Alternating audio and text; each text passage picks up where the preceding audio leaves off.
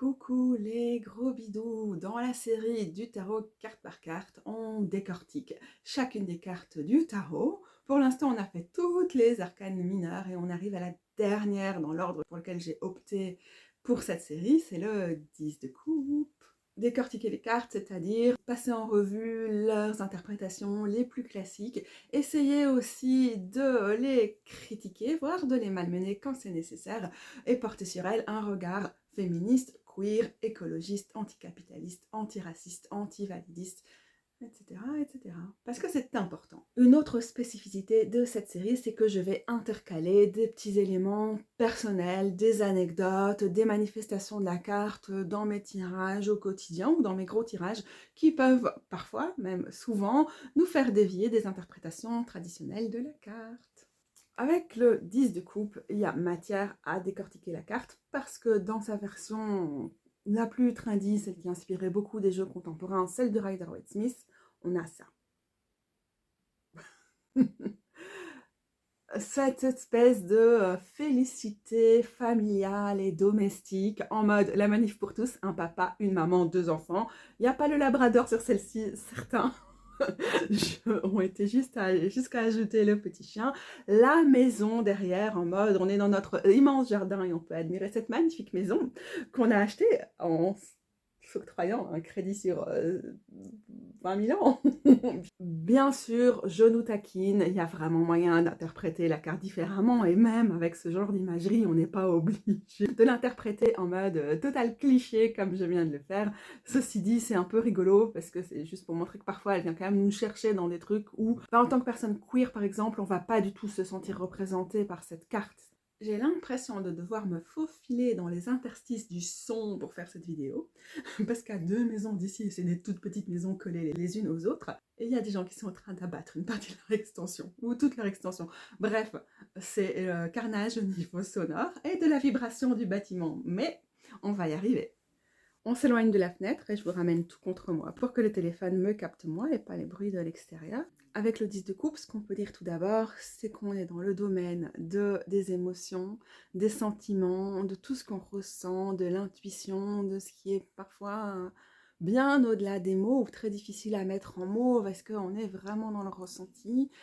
Et on est aussi dans les manières dont on noue des liens avec les gens, nos manières d'être en connexion, en interconnexion, de tisser des liens, de se rapprocher, ce qui nous ramène à être en relation avec les autres humains humaines, mais aussi avec tout le monde, le domaine du plus qu'humain, avec le reste du vivant, avec le divin. Donc il y a une grosse dimension de spiritualité qui va se manifester dans toutes les suites du tarot, mais différemment évidemment. Et ici dans le domaine des coupes, donc de l'eau, c'est vraiment très très fluide en fait.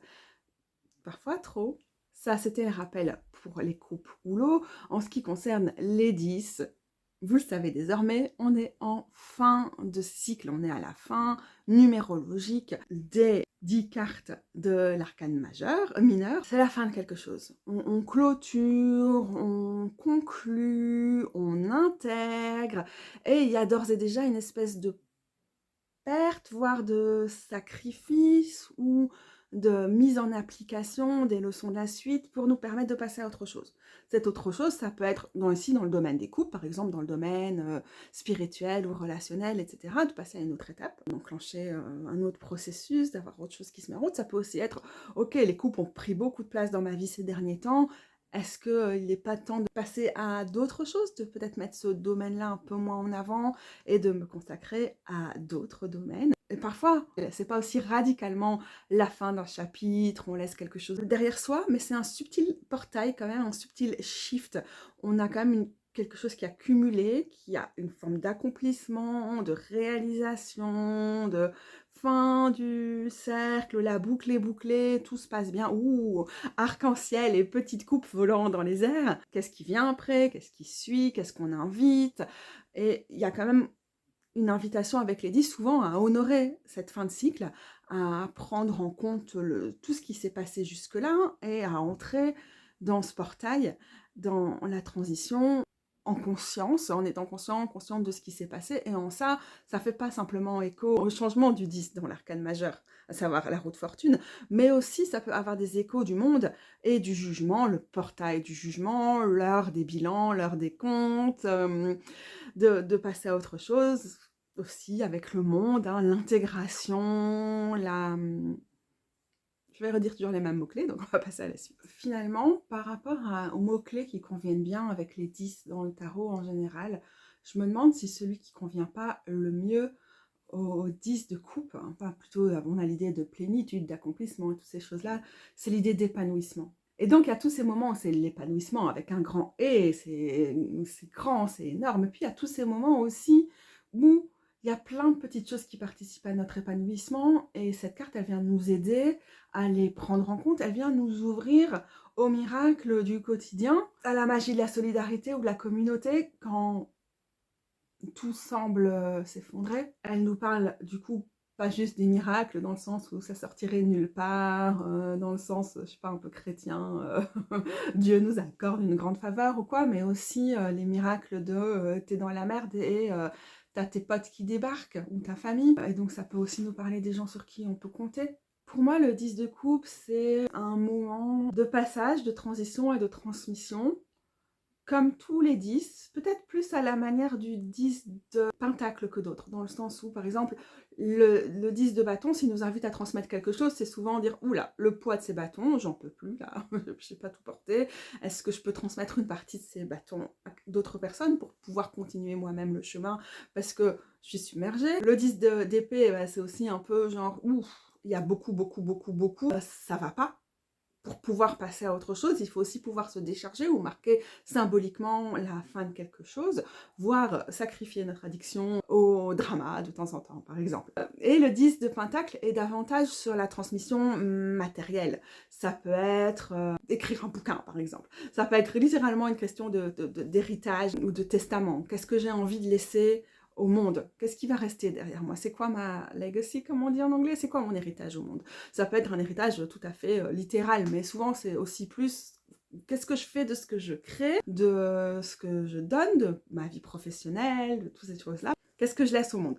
Ça peut être qu'est-ce que je transmets maintenant, ça peut être qu'est-ce que je transmets plus tard, quelle est ma marque, quelle est mon empreinte, se pose là. Et avec le 10 de coupe, la transmission est plus intangible, bien sûr, puisque très différent du domaine quand même assez ancré dans la matière, dans la terre, des pentacles. S'il y a quelque chose à transmettre avec cette carte, je pense que c'est ce qui nous rend vraiment joyeux, joyeuse, ce qui nous procure du bonheur, ce qui nous fait irradier, un mot que je vais peut-être plus souvent utiliser avec les bâtons, mais en fait, c'est aussi quelque chose qui revient avec cette idée de l'arc-en-ciel, de la danse ou des mouvements extatiques vers le ciel qu'on peut avoir sur certaines représentations du 10 de coupe, hein, donc on a j'ai oublié le début de la phrase. Et la transmission du 10 de coupe, c'est aussi une question de circulation. On peut pas capturer l'eau. On peut pas juste la laisser dans des glaçons figés éternellement. Quoique, on préférait que le permafrost ne soit pas en train de fondre. Mais bon, dans l'idée de l'eau dans le tarot, il y a quand même, elle est aussi là pour circuler, elle est là pour irriguer, il faut qu'il y ait du mouvement, il faut suivre les courants, et ça nous rappelle un peu quelque chose de l'ordre de rendre à la rivière, de laisser rejoindre plus grand que soi, et donc on est dans une forme de mysticisme parfois, avec les coupes aussi dans ce côté spirituel. Et selon l'ordre hermétique de la Golden Dawn, on est ici dans une carte qui est associée au signe des poissons, donc on est vraiment dans cette espèce de se fondre dans le collectif, dépasser l'individu, être particulièrement poreux, poreuse, particulièrement dans le don de soi parfois, au risque de se perdre. Mais le signe des poissons, c'est vraiment un signe qui nous fait passer outre les notions néolibérales d'individualisme. Et parfois, ça questionne vraiment toute notre subjectivité, mais ça a aussi quelque chose ici de très fluide, de très instinctif, de se donner. Alors là, ça paraît complètement perché, ce que je vous dis, parce qu'on est souvent dans cet ordre du ressenti, et donc c'est des moments où on se sent soit dans cette joie, soit dans cette fluidité, soit dans cette envie de se perdre, de se diluer, d'être dans plus grand que soi, etc. Hyper abstrait, très difficile à appliquer, parce qu'en fait ça va être... donner des exemples, c'est compliqué parce que ça va être très différent d'une personne à l'autre. C'est pour ça que cette saleté d'image du Rider-Waite-Smith nous emmerde, parce qu'on est dans un truc où en fait être dans plus grand que soi, se dépasser et tout au niveau émotionnel, c'est forcément être dans une dynamique de couple, de préférence hétérosexuelle et de préférence qui se reproduit parce que la transmission c'est par des enfants. J'essaie donc maladroitement de vous donner l'idée de sortir la carte de ces représentations, de cette iconographie habituelle qui peut parfois nous figer et avoir du mal à la comprendre, et voir comment on peut l'appliquer chez soi. Je trouve qu'une très bonne manière de voir ça, une manière qui fait aussi très bien continuité avec le 9 de coupe, c'est de voir qu'est-ce qui fait que je me sens chez moi, très ouverte. Ouais, il y a cette idée d'être chez soi et en même temps de pas être enfermé, pas être surprotégé, pas être dans un cocon. Et donc c'est tous les endroits dans notre vie, dans ce qui nous éclate, dans ce qui nous nourrit, où on se sent complètement à l'aise. Et en même temps, bah, la vie, c'est aussi parfois une prise de risque, c'est aussi parfois ne pas être trop à l'aise, pouvoir sortir un peu du train-train quotidien, de ce qui fait trop stabilité. C'est compliqué, hein. C'est compliqué. C'est parce que la précarité, c'est pas cool non plus. C'est pas ça qu'elle dit, cette carte. Parce qu'on est quand même vraiment dans le domaine des couples relationnels, émotionnels, spirituels.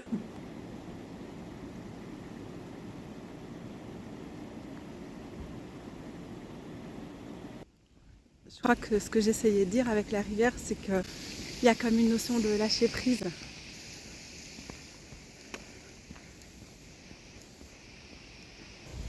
C'est la notion du courant aussi, je pense, qui revient avec ce 10 de coupe, qu'à un moment, tout est là, tout est bien contenu, tout est sécurisant, tout est stable, et il faut laisser aller.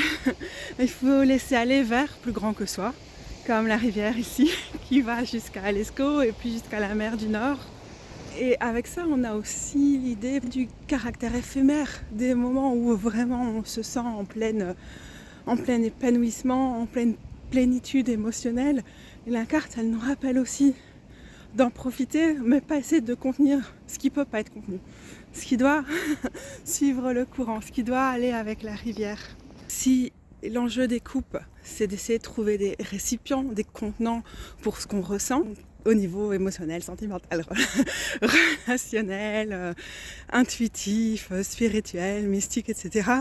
Je crois qu'une des leçons du 10 de coupe, c'est certainement de laisser aller et d'accepter les courants, la fluidité, le mouvement, et de voir que ce soit sous la forme de la vapeur ou des coupes qui vont communiquer entre elles comme sur certains jeux, voir comment en fait ça doit flotter, ça peut flotter, ça doit s'échapper des récipients et qu'on peut pas, on fait coucou au héron, qu'on peut pas retenir indéfiniment dans nos coupes. De toutes les cartes de coupe, c'est probablement celle qui a cette plus grande notion de laisser aller, de lâcher prise. On fait la boucle avec la notion de transmission que j'évoque à un autre moment de la vidéo.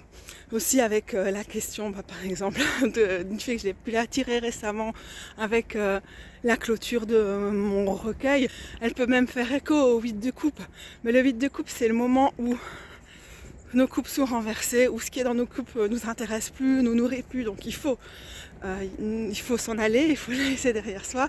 Tandis qu'avec le 10 de coupe, c'est la nature des choses un peu. C'est pas que ça va mal, c'est juste la nature de ces coupes, c'est aussi la nature de l'eau, c'est aussi de s'échapper. C'est d'aller relier, et ben on sait pas où elle va, on sait pas avec qui elle va nous connecter, on sait pas dans quel bain, dans quel bassin versant elle s'en va forcément, et du coup quelle mer elle va rejoindre. Bon, je sais où s'en va la dendre, qui a une très drôle de couleur aujourd'hui. Pour moi, par exemple, il y a plein de moments où cette carte, c'est les joies simples. C'est les petites joies du quotidien, c'est profiter de ton infu, ou c'est aller boire un verre avec tes meilleurs amis et papoter pendant des heures, des choses les plus importantes. C'est la prière, des moments de connexion intense au niveau spirituel avec mes alliés, par exemple. On peut avoir l'impression que en fait, le 10 de coupe, c'est des moments qui sont tellement de culmination, qui sont tellement parfaits, idylliques et tout. Et en vrai, pour moi, ça se manifeste plus souvent dans des toutes petites choses, il faut le savoir. Aussi, j'ai terminé, et puis j'ai mis un peu de temps à publier après, enfin quelques semaines, après l'avoir terminé, un recueil de poésie, essais, réflexions, etc., qui s'appelle Le Ventre de la Colline, que vous pouvez retrouver ici sur ma chaîne, mais aussi sur mon blog, et que vous pouvez télécharger. Ça fait 120 pages, ça fait 4 heures si vous l'écoutez dans son intégralité, et c'était vraiment important pour moi parce que j'ai travaillé là-dessus pendant près de 2 ans, entre le moment de la rédaction, la mise en forme, la compilation, tous ces trucs. Puis c'était aussi spirituellement, émotionnellement, intuitivement super important. Il y a beaucoup de textes qui sont canalisés. C'est un recueil dévotionnel dédié au territoire, donc ça parle quand même des liens nourris avec le territoire, entretenus, de relations, de réciprocité, des termes qui vont être chers aux 10 de coupe. Et au moment où j'ai terminé ça, j'ai sorti les 10 tout le temps, de 4 suites. Parce que c'était la fin d'un processus, et ça me ramenait à plein de choses. Et ça me ramenait aussi à des choses difficiles, du style waouh, tu publies ça, qu'est-ce que tu penses que les gens vont penser, t'as pas l'impression de te la péter parce qu'en fait t'écris pas si bien, donc qu'est-ce qu'on va dire, cette pression de se dire ouh, il faudrait que je fasse aussi la promo, le ceci, le cela, hein. Donc on a 10 d'épée, 10 de bâton, 10 de pentacle, dans le sens où pour moi c'est quelque chose qui est très important dans le message, et quelque chose de matériel que j'ai envie de laisser au monde. Pour moi ça fait complètement partie de mon héritage, et aussi quel monde je veux voir continuer à advenir, à émerger dans cette période où le monde tel qu'on connaît est particulièrement mis en danger. Et avec le 10 de coupe, j'avais vraiment l'impression aussi, c'était un signe de mes alliés, des esprits du lieu avec lesquels j'avais travaillé pendant la rédaction, que on a fait le tour, que ma promesse de construire ce sanctuaire, ce recueil, était accomplie, que c'était bien reçu. Mais ça, j'avais déjà eu plein d'autres cartes qui étaient dessinées avant. Mais là, on avait vraiment le cercle était terminé, il y avait vraiment quelque chose de beau, et quelque chose d'éclatant, de lumineux, de prêt à... parce que c'est très mystique comme expérience, et pour moi le 10 de coupe peut aussi vraiment avoir cette dimension très mystique, c'était prêt à aller rejoindre les personnes qui étaient prêtes à recevoir et qui avaient envie de recevoir ce genre de choses. C'était aussi probablement un bon signe par rapport à la réception, où en fait j'ai pas envie d'exposer ce genre de travail à n'importe quel regard, j'ai envie que ce soit disponible à des personnes pour qui ça va vraiment faire sens, et c'est presque comme un bon signe. C'est une carte, pour moi, il y a aussi quelque chose qui est une carte de communauté dans le 10 de coupe, et donc le recevoir à ce moment-là, c'était la fin de ce travail-là, peut-être aussi de pouvoir arriver et travailler ou entrer en relation, ou approfondir la relation avec d'autres déités, avec d'autres esprits du lieu, avec d'autres aspects du territoire, mais c'est aussi la question, ben là, oui, de la réception, de la communauté, des communautés non humaines et aussi des communautés humaine. Alors à qui j'ai envie d'envoyer ce texte, qui va-t-il recevoir, quelles sont mes attentes vis-à-vis d'eux, et après ça pose la question, bah oui, quelles sont les prochaines personnes avec qui tu vas co-créer, et pour qui tu vas créer à l'avenir. Toutes ces questions peuvent être posées, enfin en tout cas se sont posées clairement pour moi à travers le 10 de coupe, et dans ces moments-là aussi, c'était la fin de l'année, j'avais envie de me hâter pour la publication, et le message de mes guides alliés des cartes était non, en fait, il faut prendre un petit peu de temps. Donc, on avait vraiment l'idée des 10 aussi, il faut clôturer les choses un peu correctement avant de le donner au monde. Dans ces cas-là, le 10 de coupe, c'était aussi cultiver les moments doux dans le foyer, oui, parce que je trouve que la question du chez-soi, elle revient, avec mon amoureuse, dans mon cas. Oui, toutes ces petites joies, me retrouver aussi dans la méditation, gna gna gna, toutes ces petites choses que je trouve vont aussi très très bien avec le 10 de coupe, et donc on avait ce côté miroir de l'importance des choses qui sont ultra nourrissantes, qui font vraiment du bien au quotidien, et l'importance d'avoir accompli quelque chose qui est énorme pour moi, en tout cas. Il faut reconnaître que c'est rigolo que parmi mes cartes du jour, j'ai tiré le 10 de coupe, ce qui m'a motivé à faire cette vidéo, mais du coup, j'ai tiré le 10 de coupe un jour où je termine une série aussi importante que celle-ci pour moi. La série du tarot carte par carte pour les arcanes mineures, qui est en cours depuis presque 6 ans, quoi. Eh ben, je suis contente. Et cette carte, en fait, elle a quand même un petit côté félicité, bonheur, accomplissement. Elle est cucu, elle est romantique. Comment on dit encore là? Qu'est-ce qu'il y a à la mode sur les réseaux sociaux? Romanticize your life? On dit comment en français? Romantise ta vie quotidienne. Et pas pour le plaisir de l'esthétique ou de la performance ou de ce que tu vas publier, mais juste parce que ça te fait du bien, que c'est ce qui t'éclate. Elle a un côté très romantique comme carte. Pour les grandes romantiques comme moi, ça convient bien. Pour d'autres, en fait, ça peut s'appliquer à d'autres domaines. Si vous n'avez pas une vie mystique ou spirituelle très développée, ça peut être aussi. Qu'est-ce qui, pour toi, est vraiment nourrissant, irradiant? J'ai toujours envie de faire un peu le mouvement qui va avec l'arc-en-ciel au-dessus du 10 de coupe, qui donne vie à la magie dans ta vie. Alors oui, la magie au niveau plutôt énergétique, ça va être dans les bâtons. Au niveau plutôt la magie du quotidien, la magie verte, les petites choses, ça peut être plutôt dans les pentacles.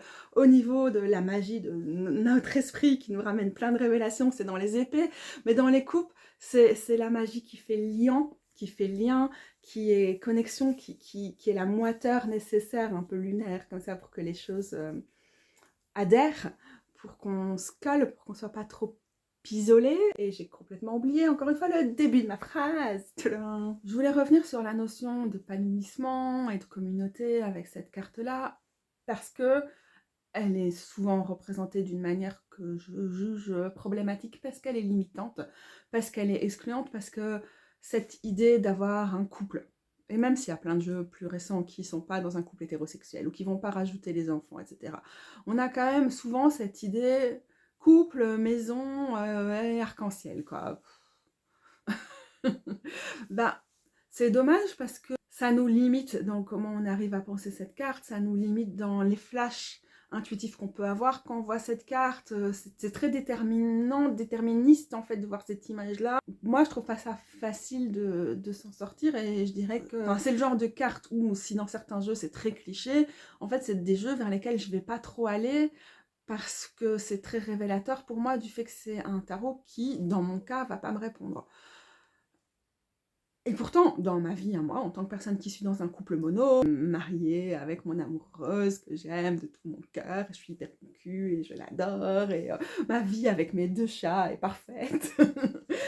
En fait, je pourrais retrouver plein de choses là-dedans qui me font penser aux mots-clés ou à l'idée du 10 de coupe, mais je le retrouve pas parce que, par exemple, moi, dans mon cas, donc je peux comprendre pour des personnes polyamoureuses, pour toutes les personnes qui ne sont pas hétérosexuelles, évidemment, il y a plein de choses chargées dans cette carte. Vraiment, cette idée presque manif pour tous, elle est saoulante. Cette idée, il faut sa maison pour y être arrivé, être posé et tout. Et pour moi, heureusement que je ne vois pas ça dans cette carte, parce que dans tous les moments où j'ai vécu dans des situations de logement temporaire précaire, extrêmement difficiles, ça aurait pu genre nourrir mon truc de « ouais, mais la maison parfaite, c'est ça ».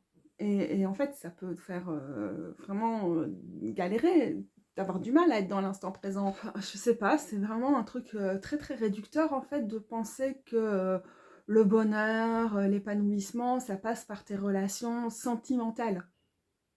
Ça me fait penser aux chaînes tarot qui marchent vraiment sur YouTube ou ailleurs, quoi. Où c'est que des tirages de type sentimentaux. Mais c'est triste hein, quand même. Honnêtement, moi je trouve ça triste en fait. Et je sais, parce qu'à plein de moments, j'étais vraiment hyper malheureuse d'être seule. Pendant des années, j'avais pas de relation. Et c'était très très compliqué pour moi. Déjà, c'était compliqué aussi au niveau amical. Et du coup, c'est un peu un fardeau qui venait s'ajouter au reste, quoi. Et donc, c'était mon idéal. C'était une relation amoureuse, parfaite, prenante, intense. Alors oui, ma vision, c'était pas avoir une maison, vivre avec quelqu'un et avoir des enfants, mais c'était quand même une relation, ouais, vraiment très complète, comme ça, très absolue, très prenante et tout. Imaginez, hein, j'étais ado dans les années 90, j'étais jeune adulte au début des années 2000, vous imaginez le genre de contexte, en fait, qui crée de la violence, qui crée de l'exclusion et de la violence, parce que mettre ce poids sur les relations amoureuses, c'est garanti qu'en fait tu vis des relations de merde. Hein. Et en fait, du coup, j'étais super malheureuse quand, pour moi, cette vision de être en couple, être amoureuse, c'est hyper important, j'irai beaucoup mieux quand j'aurai ça, ma vie sera mieux, j'aurai moins de problèmes de santé mentale, je serai plus suicidaire, je serai plus ceci, cela. Non, en fait, il ne faut pas faire de généralités ridicules en mode, en fait, non, ça va d'office dans le sens, il faut d'abord t'occuper de toi et quand toi t'iras mieux, ta vie sentimentale ira mieux. Non, c'est juste que ça me faisait un mal fou d'avoir ça en ligne de mire, d'avoir ça comme condition de mon bonheur. Et encore maintenant, quand je vois le 10 de couple, alors que c'est très, très, très important pour moi, le couple, mon amoureuse, la vie formidable qu'on a ensemble, malgré toutes les choses qui vont pas forcément dans la vie. Mais je n'arrive pas à voir dans le 10 de couple, ah, c'est ça le bonheur, quoi. Où le bonheur se résume à ça, où c'est ça la ligne d'arrivée du bonheur.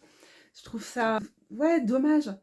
Et oui, bien sûr, pour beaucoup de personnes, que ce soit parce qu'il y a une pression sociale ou que ce soit parce que ça vient vraiment du fond du cœur. Et dans mon cas, je crois qu'à beaucoup de moments, les deux étaient mélangés, donc c'était assez difficile. En fait, être dans une relation épanouissante, ça participe à nous épanouir, bien sûr. Mais pourquoi juste la relation sentimentale? Et ouais, je crois que mes jeux préférés, j'en ai pas sous la main. C'est quand il n'y a pas d'humain sur cette carte. ou alors, pas les jeux non plus, comme je pense au Dismac Tarot, où du coup, c'est des animaux, deux oiseaux dans un nid avec des petits bébés qui sont sortis de leurs œufs. C'est la même chose, en fait. Ça marche quand même pas. Faut pas remplacer les humains par des animaux et penser que ça va être moins blessant, en vrai, pour certaines personnes. Et donc, qu'est-ce que je voulais dire? Et oui, donc j'aime particulièrement les jeux où on a la métaphore des coupes ou de la fontaine, des coupes où il y a l'énergie qui circule bien entre chacune des coupes et on voit du coup les différents volets de ce qui peut nous épanouir au niveau émotionnel, spirituel, sentimental et tout ça, mais qui sont bien accordées, qui communiquent entre elles. J'aime bien ça, j'aime bien celle, je pense au slow roller, je pense au tarot ultraviolette où on a ces coupes sur un plateau ou ces récipients qui sont en mode partage en fait, en mode être ensemble et qui peuvent nous faire penser au petit bonheur au niveau perso, au petit miracle et qui peuvent aussi nous faire penser à la communauté. Et je voudrais tellement plus de tarot où si l'accent est mis sur le relationnel, alors il est mis sur le relationnel au niveau collectif, communautaire, et pas juste sur la relation en duo et en particulier en couple, quoi. En fait, je comprends qu'il y a une difficulté à représenter cette carte-là quand on crée un tarot, parce que c'est très personnel dans notre ressenti et c'est très évolutif dans notre vie, à quoi ça ressemble ces moments de félicité émotionnelle dans notre vie, ces moments où on se sent épanoui, accompli, avec l'énergie qui circule, l'eau qui vient nous baigner dans un bain nourrissant et relaxant et qu'on a suffisamment nos coupes remplies pour pouvoir partager. C'est difficile parce que c'est très très différent d'une personne à l'autre, mais pour moi la représentation du couple hétérosexuel avec enfant, elle est vraiment dommage parce qu'en fait il y a si jamais on voulait parler de famille avec cette carte, il y a plein d'autres manières de faire famille et c'est vraiment mettre que pour beaucoup beaucoup beaucoup de personnes en fait la famille c'est ce qui nous détruit. Et ce que j'aime aussi dans les jeux plutôt queer et féministes, c'est l'accent qui est mis sur la famille choisie, parce que c'est ce qui nous permet en partie au moins de nous reconstruire, de nous retrouver, d'être acceptés. La famille, dans le sens traditionnel, c'est souvent devoir tout accepter, coûte que coûte, quoi qu'il en soit, taire des violences, accepter des violences. La famille choisie, c'est pouvoir dire ce qui ne va pas et être pleinement soi-même. Donc, en définitive, s'il fallait vraiment associer cette carte à la famille comme on l'a sur beaucoup des représentations habituelles, alors c'est la famille choisie, la famille de cœur, c'est d'être vraiment dans des configurations familiales, quelles qu'elles soient, mais qui sont soutenantes, qui permettent à chacune des personnes impliquées de s'épanouir, d'avoir de la place, de pouvoir dire ce qui va bien et ce qui ne va pas, et que ce soit réellement pris en compte. Mais on peut aussi avoir, au-delà de cette idée de famille choisie ou de famille de cœur, aussi la notion des... Désolée, Babu, tu fais du bruit. Mais oui, tu es ma famille, mon chat, je t'aime. On peut aussi avoir la notion des guides et alliés spirituels, de vraiment notre team, notre team spirituel, les lieux, les esprits, les déités dont on se sent proche, avec qui ça vibe. Personnellement, j'ai hyper ça avec des endroits, la forêt ou tel endroit où je me sens, d'un coup, plus ouverte, plus épanouie, plus juste bien. Sur l'aspect communautaire, on peut aussi penser à la convergence des luttes, ce qui nous amène, en tant que collectif militant ou en tant que personne qui milite par exemple, à devoir sacrifier parfois certaines des choses qui sont importantes pour nous afin de faire un front plus uni pour lutter, pour se retrouver. Donc on a cette notion d'arriver peut-être à un stade limité quant à ce qu'on peut accomplir pour un petit groupe et à la nécessité de faire des concessions pour pouvoir obtenir un front plus large, une masse critique plus large et à davantage d'impact. Donc on a cette notion d'arriver au bout de la forme de quelque chose à un moment précis et du coup de se diluer dans quelque chose de plus grand. Dans ce cas-ci, ça peut être parfois diluer une partie de son message pour avoir plus d'impact à certains moments. Et à ce propos, je crois que le 10 de coupe peut aussi très facilement parler de l'évolution d'une relation, d'une configuration relationnelle d'un type de relation à un autre. Par exemple, le 10 pourrait parler du fait de passer d'un type de relation au polyamour ou de passer d'une relation amoureuse à une relation amicale ou blablabla. C'est-à-dire qu'en fonction des autres cartes qu'on a dans le tirage, on peut avoir l'idée là d'être dans une dynamique de groupe, d'un très grand collectif, par opposition par exemple aux 3 de coupe où on est sur des plus petits groupes. Donc en fonction du tirage, en fonction des autres cartes, ça peut nous donner une indication sur la quantité ou la largeur d'un groupe, d'un collectif, d'une relation, d'une dynamique relationnelle. Et avec le 10, c'est la notion de fin de cycle, de terminer quelque chose, d'accomplissement. C'est aussi ces espaces, ces configurations relationnelles, ces espaces où on se sent suffisamment bien et épanoui et chez soi, qui font qu'on est soutenu pour pouvoir passer à autre chose. Et parfois, ça nécessite de laisser une certaine dose de soutien, de sécurité, de stabilité derrière soi pour commencer d'autres choses. Mais il faut déjà qu'en fait cette base de soutien sur laquelle on peut se reposer, elle soit là. Je mets mes 10 doigts, c'est les 10 coupes, ok, tout ça. Dans le cas des coupes, c'est sûrement dans ce sens-là où voilà, on a cette ouverture, on a ces coupes bien remplies, bien fumantes comme dans certains jeux, où la vapeur d'eau qui s'échappe de nos tisanes est vraiment nourricière et nous permet de faire ok, tout ça, ça va, d'accord, qu'est-ce que j'ai de la place pour quoi maintenant? Et donc il y a quelque chose de l'ordre de l'intégration au niveau émotionnel, ça peut aussi être l'intégration de certaines blessures, de certaines choses qui étaient difficiles, l'acceptation des choses qui ont été plus compliquées dans le processus, de pouvoir leur faire de la place, faire aussi de la place à ce qui ne va pas, dans le cadre sécurisé, sécurisant, qui nous fait du bien, du 10 de coupe. Et donc l'invitation, quand on a cette carte, c'est aussi parfois, ok, donc il y a ces choses qui vont bien, comment toi tu peux utiliser ça pour aller plus loin. Et un autre truc dont on parle souvent avec cette carte-là, c'est les bonnes cartes du tarot. Entre guillemets, parce qu'il n'y a pas de bonnes et de mauvaises cartes, on le sait bien, c'est toujours un spectre, toutes les cartes sont complexes, mais elles sont souvent perçues comme des bonnes cartes, ou très positives. Et oui, elles sont souvent irradiantes de joie, elles nous renvoient à quelque chose de très épanoui, on l'a vu, et donc en fait, quand il n'y a rien qui va dans ta life, rien du tout, quand c'est vraiment la galère, quand au niveau relationnel en particulier, c'est la cata, tu sais plus sur qui compter, t'as plus du tout de repères, ou tu sors de quelque chose, c'est hyper difficile. Tu sors d'une relation compliquée, c'est hyper difficile de recevoir cette carte-là, parce qu'on se dit, mais what?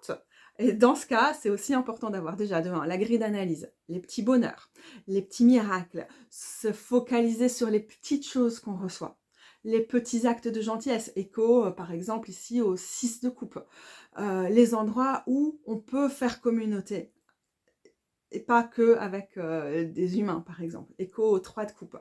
Les moments où je me sens stable, par exemple dans la méditation ou dans des moments de retrait où je me retrouve avec moi-même et j'arrive à me stabiliser. Par exemple, 4 de coupe, écho avec le 4 de coupe. Et donc on peut aussi céder d'autres cartes, on peut céder aussi, si c'est vraiment compliqué de se référer aux coupes, on peut céder des autres cartes du jeu pour identifier où aller chercher des sources de stabilité, des petites joies, des bonheurs simples, des choses qui sont épanouissantes, et se dire ok, donc voilà, qu'est-ce qui est là et à quoi j'aspire. Et là on a de nouveau un écho au 9 de coupe, qui était la carte des souhaits, mais qui est aussi une carte de l'instant présent et d'être suffisamment bien dans l'instant présent pour pouvoir se projeter.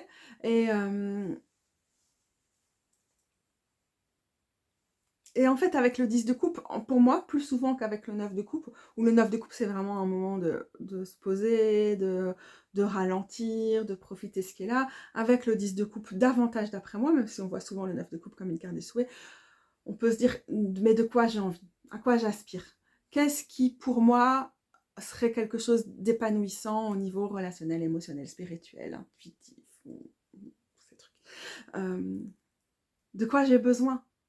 Où je veux aller, à quoi j'aspire, que ce soit parce qu'on est dans une carte de fin de cycle et qu'il y a vraiment des choses qui vont bien et du coup on imagine, ou que ce soit une carte qui soit, voilà, si je devais avoir une vision de c'est quoi pour moi de vivre une vie épanouissante, quelles que soient les conditions actuelles malheureusement autour, qu'est-ce que je mettrais dedans? Et donc ça peut aussi être une carte qui est une invitation à se dire, bah, c'est quoi pour moi? Et ça change. Pour moi, à passer 40 ans, c'est bien sûr très très différent de ce que c'était à 20 ans, même il y a encore 2 ans, quand je vivais pas ici, ou il y a 3 ans, quand j'étais encore à Bruxelles. Et c'est très très différent de ce que j'aurais pu dire quand j'avais pas terminé mon recueil il y a encore 2 mois. Donc il y a plein de choses qui viennent faire que ce qui nous épanouit, ce qui nous fait du bien, ce qui nous fait nous sentir safe, va changer. Et j'ai vraiment l'impression qu'il y a aussi un mouvement entre qu'est-ce qui nous fait nous sentir safe, à l'aise, pour pouvoir irradier, partager. Je trouve qu'il y a des échos en fait aux 3 cartes des figures là-dedans. Le valet dans le sens d'être capable de s'émerveiller, de voir les petits bonheurs quand ils sont là, même s'il y a plein de choses qui vont pas. La cavalière dans le sens de se dire waouh, c'est quoi mon rêve? Qu'est-ce que j'aurais envie d'atteindre? Vers quoi je tends pour encore plus d'épanouissement? La reine, dans le sens d'identifier clairement tout ce qui nous nourrit, tout ce qui nous fait du bien, et de l'entretenir, de le mettre au centre, d'être dans une incarnation de ce qui nous épanouit, qui peut nous donner un côté très solaire, très irradiant et très inspirant pour d'autres personnes, même si le centre est avant tout pour soi, dans mon système d'interprétation des figures. Ou alors, dernier personnage de la cour, les rois, où là, on a aussi une idée qui va... Souvent, moi, les rois, comme je les vois comme quand même la fin des figures, je les vois fort comme des cartes de transmission, de passage de relais, d'aller vers d'autres choses. Donc je les vois en général très fort en écho avec les 10. Mais donc on a vu qu'on pouvait aussi lire que les 3 autres figures de coupe peuvent apporter des choses à cette carte aussi, ou faire écho à cette carte aussi. Mais le roi, ça va être ici cette idée de ok, je suis tellement... Quand mes coupes sont bien remplies, quand ça circule bien entre mes coupes, quand je me sens vraiment épanouie émotionnellement, qu'est-ce que j'ai envie de donner? Qu'est-ce que j'ai envie de transmettre? Quelle coupe j'ai envie de passer à d'autres personnes? Qu'est-ce que j'ai envie de donner comme goût à d'autres? Un truc du style. Je commence à être trop fatiguée. Bon, c'est bon, ça devient trop compliqué pour moi de faire des phrases. Je sens que j'ai largement dépassé mon niveau de concentration. Normal, habituel avec moi, donc j'arrête ici. Et c'est une carte qui m'inspire, et donc j'aurais plein de choses à dire. J'ai l'impression que cette vidéo-ci a été particulièrement fouillie, alors qu'il y en a plein où j'essaie d'être très structurée. Mais comme je l'ai déjà dit au début de mes interprétations de la suite des coupes, il y a un côté ineffable hein, dans cette carte, dans cette suite. Moi, je suis pas forcément à l'aise avec l'élément d'eau tout le temps, et je trouve ça hyper difficile de mettre des mots sur des ressentis, et c'est vraiment une coupe de ressentis, c'est vraiment une suite de ressentis, et je trouve que plus que tout d'autre, parce qu'elle a cette fluidité, parce que les coupes le contenant est là et l'eau va s'adapter à chacun des contenants. Le contenant parfois c'est nous et donc on reçoit l'eau très très différemment et j'ai du mal à tirer des généralités de ces cartes parce que ce qu'elles vont vouloir dire pour moi va être très différent de ce qu'elles peuvent vouloir dire pour vous dans toutes les ramifications, dans tous les domaines d'action des coupes. Si vous avez aimé cette vidéo, petit pouce vers le haut, ça aide ma chaîne à continuer à vivre et à d'autres personnes de la trouver. Si vous n'êtes pas abonné, c'est peut-être le moment, parce que vous allez trouver beaucoup de contenus similaires, parfois mieux structurés, parfois moins bien, ça dépend. C'est la vie d'une malade chronique. Et donc en ce qui concerne l'avenir de cette série consacrée à chacune des cartes du tarot, on a clôturé les cartes de l'arcane mineur, les suites, les 4 suites. J'ai des vidéos générales au sujet des figures, sauf que j'ai perdu celle sur le roi, donc je vais la refaire probablement bientôt. Et j'ai une série à part où j'analyse l'arcane majeur, les atouts sur base de cartes dans ma collection de tarot que je trouve bien pour chacune des cartes. Sauf que j'ai juste les cartes du fou au hiérophante pour le moment. Mais j'ai l'intention de reprendre cette série un moment parce que j'aime bien décrypter les cartes avec vous. J'ai plus de jus, mais je voulais vous dire que sur mon blog, il y a un répertoire avec toutes les interprétations que j'ai déjà écrites sur chacune des cartes. Ça fait pas mal. Le 10 de coupe n'est pas une de celles sur lesquelles j'ai le plus écrite, mais je vous renvoie vers cet endroit pour trouver tout type d'informations sur le 10 de coupe et toutes les autres cartes. Les gros bidous, merci de m'écouter et à bientôt.